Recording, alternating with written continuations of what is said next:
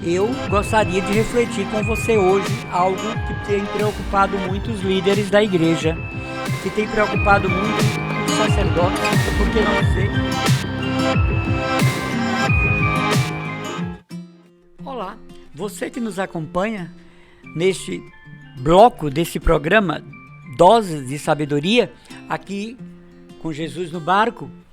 Eu gostaria de refletir com você hoje algo que tem preocupado muito os líderes da igreja, que tem preocupado muito os sacerdotes e, por que não dizer, os próprios bispos, que são os mantenedores da unidade do rebanho.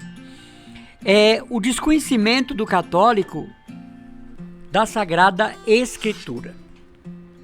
O desconhecimento da Sagrada Escritura por parte dos católicos, que vem a provocar a mudança de religião, que vem provocar o desvio de conduta, o surgimento de doutrinas que a igreja não ensina, o fortalecimento de devoções estranhas, muito estranhas à fé católica, e acima de tudo o desconhecimento de Cristo, né? Dizia Santo Agostinho que desconhecia a Escritura, desconhecia Cristo. Então, quando nós falamos em conhecer a Bíblia, nós não estamos falando na leitura da Bíblia por si, que já é uma bênção, mas no conhecimento doutrinário. Toda a Bíblia católica, por mais simples que seja, a mais simples dela, a menos catequética, é a tradução da Ave Maria, da editora Ave Maria, não é? Mas que agora fizeram a Ave Maria nova. Todas elas têm nota de rodapés. E naquelas notas se encontra a explicação doutrinal para o contexto daquele texto bíblico.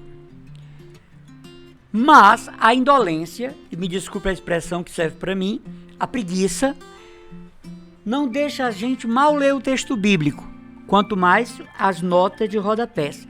Reclamamos que a letra é muito pequena, reclamamos que o grau, né, do nosso óculos não permite e coisas desse tipo.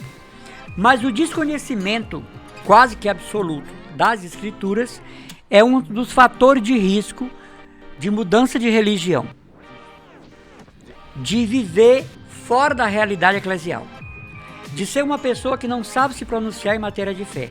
Por exemplo, um católico que não conhece, no mínimo, a catequese bíblica, dificilmente ele vai se sentar num debate religioso com outras religiões e ter vitória no sentido de expressar bem sua realidade.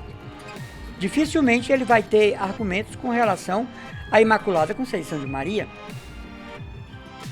a sua assunção ao céu, a sua coroação como Rainha do Céu e da Terra, a existência do purgatório, o porquê do batismo de crianças, o porquê que nós católicos possuímos imagens e as veneramos, não as adoramos, o porquê do celibato dos padres, o porquê dos dias santos, os períodos eclesiais litúrgicos como Advento e Quaresma. Se você não tem um conhecimento bíblico mínimo, você é uma vítima fácil para os nossos irmãos protestantes. Você é uma vítima fácil para os esquemas dos nossos irmãos espíritas. E agora, né, levado pelo ex-pastor Caio Fábio, o movimento dos desigrejados, que ele criou e está em todo o Brasil, pessoas que abandonam a igreja católica, a igreja evangélica, e ele criou um movimento que é, claro, em função e benefício de si mesmo, chamado os desigrejados. Uma preocupação constante da arquidiocese, eu fui professor da Escola de Pastoral Catequética, a SPAC, é quando o catequista, ele desconhece quase que totalmente a doutrina católica. Então, o que ele vai fazer? Dinâmicas da catequese, dança da catequese, canto litúrgico na catequese, experiência cultural na catequese, interação de catequistas, encontros eclesiais de catequese. Mas a catequese, o ensino da doutrina, não. Ou, quando muito gravemente, um educador, não é, da catequese, chamado para falar numa paróquia, ele desmente toda a doutrina e coloca em ridículo o magistério da igreja e nada é feito para poder barrar a ação daquele professor, pedagogo, palestrista, que vai, digamos assim, desativar a fé católica numa comunidade, dando o nome de Semana da Catequese. Eu sei de um desses militantes aí que vai ministrar cursos em paróquias e desfazem a doutrina sobre o purgatório, o valor da missa, o valor da oração pelos mortos, o culto legítimo das imagens, e ele é aplaudido de pé pelos catequistas quando deixou a igreja completamente arrasada. E ganha muito bem para fazer esse trabalho. Inclusive, este pobre rapaz, ele foi meu aluno, mas não foi de mim que ele aprendeu isso.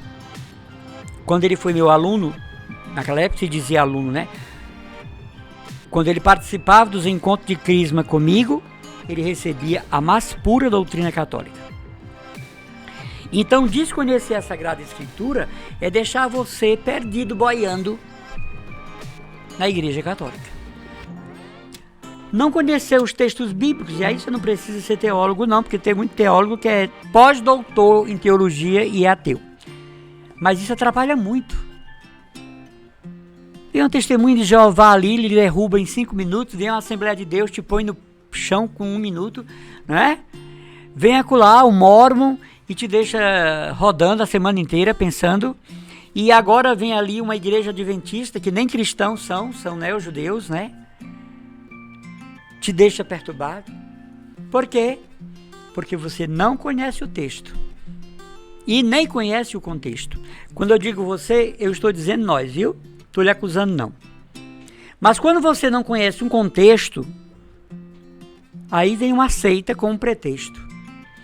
Qual é a autoridade que um evangélico tem para pregar com o Novo Testamento, se foi a Igreja Católica quem determinou que todos esses livros são sacros?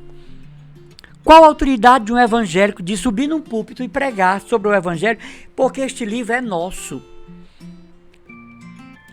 De Mateus a Apocalipse, foi a Igreja Católica que determinou que eram livros inspirados e, portanto, podia entrar no cânone, no índice sagrado. Agora eu digo a você, pergunto a você, os evangélicos sabem disso? 99% deles não. O Novo Testamento é nosso, cristãos católicos. Foi a igreja quem determinou. Eram vários evangelhos de Mateus, eram vários evangelhos de Marcos, várias cartas de São Paulo, ou atribuídas a São Paulo. Veio o concílio e os bispos e doutores tiveram que definir qual era o evangelho de Mateus que era verdadeiro, que não era proto-evangelho. É uma coisa que eu acho assim fenomenal, um pastor, uma pastora saber que foi a Igreja Católica Apostólica Romana quem determinou que o Novo Testamento é a palavra de Deus e ela querer usar esse Novo Testamento contra a Igreja Católica. Você entende? Eu queria perguntar a você uma coisa. Uma pessoa que estuda medicina em casa, tá lá, a pilha de livros, a biblioteca de livros. Essa pessoa não faz faculdade, ela estuda medicina em casa. Ela pode operar alguém? Hã? Responda aí onde você estiver.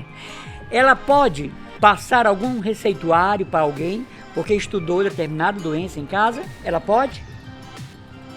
Ela pode medicar alguém? Claro que não, né? Por quê? Porque não é médico e estudou medicina. Então os nossos irmãos evangélicos, eles estudam a Bíblia, entre aspas, em casa.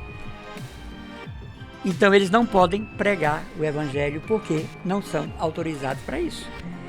Martinho Lutero, que é o pai de todo evangélico que vem a esse mundo, ele prega o livre exame da Bíblia. Você lê e entende o que você quer. Então se você lê e entende o que você quer, você não pode subir num púlpito para pregar para 50, 70, 80. Por quê? Porque ali você está dando a sua opinião. Você não está pregando a palavra.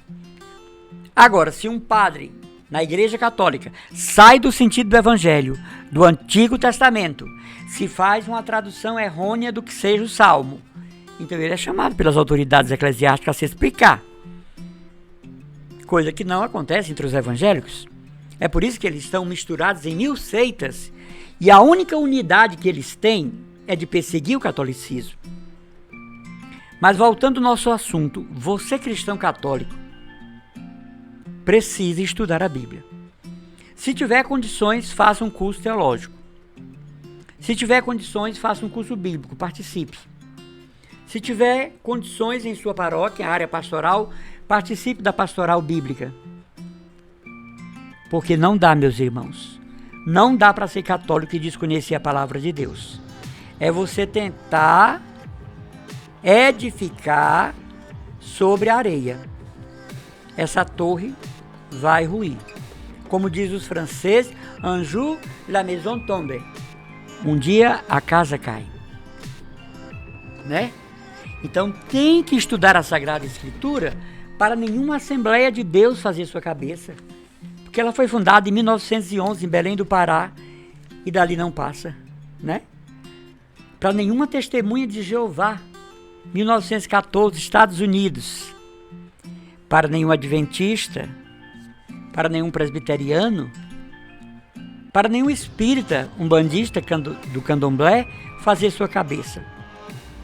Aí tem gente que a gente encontra por aí dizer, eu fui católico.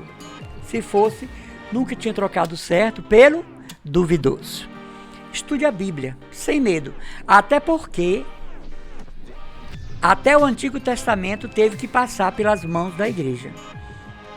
Eu não sei se você sabe, mas para os judeus somente os 5 primeiros livros da Bíblia são verdadeiramente doutrinais e, portanto, sagrados. Os demais são consultivos, os demais são históricos, como, por exemplo, o livro dos Cânticos, o livro de Provérbios, de Eclesiastes, não é? Eu não sei se é do seu conhecimento, mas quando Lutero fundou a sua seita, ele tirou até o Evangelho de João. É muito atrevimento, né?